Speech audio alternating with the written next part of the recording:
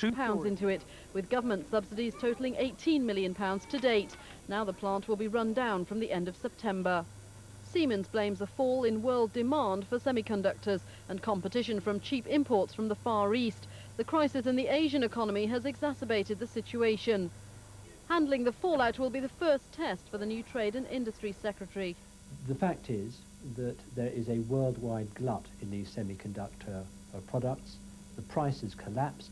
The bottom has fallen out of the market. But the Tories say the strength of the pound is to blame.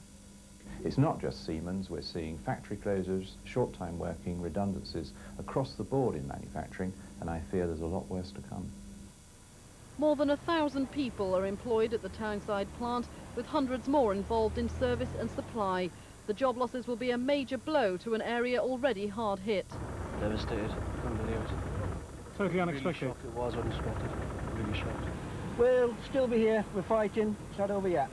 Not over yet. Not over yet.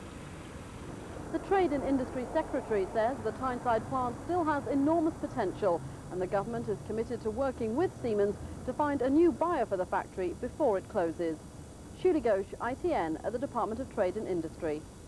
The government said today it was scrapping 18 major big road building projects. Motoring organisations criticised the decision.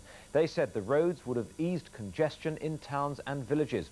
Other points in today's transport statement, apart from those 18 schemes being scrapped, another 18 are under threat, but 37 other schemes already in the pipeline will go ahead.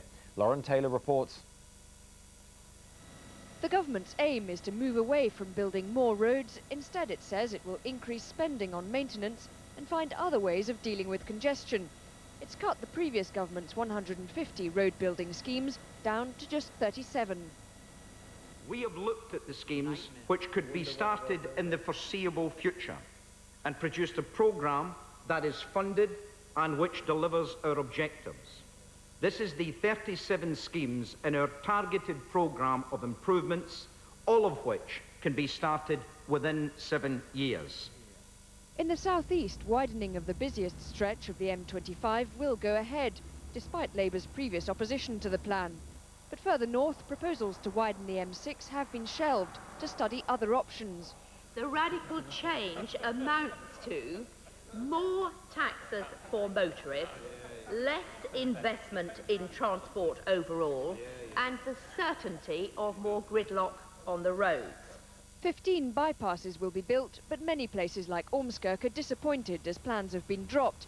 The Green Lobby says not enough's being spent on public transport, but plans to protect Stonehenge with a 2-kilometre tunnel for the A303 have been broadly welcomed. Lauren Taylor, ITN, Westminster. The family of a 7-year-old boy who went missing on holiday in Northampton today pleaded for help in finding him. Raymond Southall vanished on his bicycle after he'd been fishing with his father at a leisure park. Eric McInnes reports. It's now more than 24 hours since Raymond disappeared, but the search teams are still diligently scouring the area. So far, no sign of him or his BMX bike. Raymond was last seen at 2:30 yesterday afternoon by his father Dean. They were fishing. The 7-year-old has been holidaying here with his family and grandparents. Raymond's mother was too distraught to talk at a press conference.